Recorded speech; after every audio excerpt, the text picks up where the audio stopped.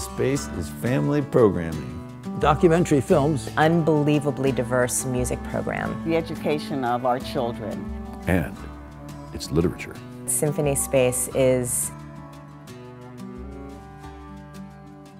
You know, as our country struggles with the education of our children, there's been a huge emphasis on math and science, math and science. Math and science is everything, and everything artistic is thrown out the window.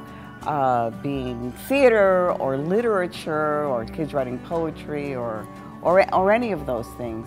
So I'm really glad that Symphony Space does offer programming for children where they can explore their imaginations and they can learn to write, and ultimately I believe that that will make them better scientists and mathematicians. Hello, my name is D.A. Pennybaker, and this is my neighborhood. I live right around the corner and I work right around the corner. And I'm here to tell you that I appreciate and actually I dearly love Symphony Space because it shows documentary films. And everybody, of course, knows all about documentary films now. They know which ones won the Academy Award and which ones didn't and which ones should have, but they don't know where to see any of them. And luckily, there are a few places in Manhattan that do show them, and that's what Symphony Space does, and it's why I love Symphony Space as a place where documentaries live. Laura Kaminsky, the artistic director, is a composer herself. So she's very sensitive to and interested in nurturing all of the musical traditions that we have all over the world, and also in making sure that she supports new music that's coming up right here, bubbling up in New York. I've been at Symphony Space as a singer, as a composer, as a panelist.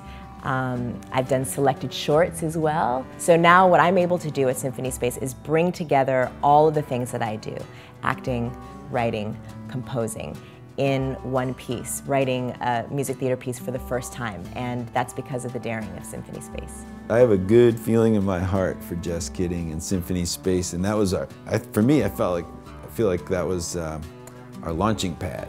That was the first place with the real stage, real sound that was having us come in and play shows. And that was, as I recall, the only place in New York that had regular family programming when we were starting out. That was the one place. There were very few places as we were touring that had regular family programming, but Symphony Space was, my sense is they were the pioneer here in New York.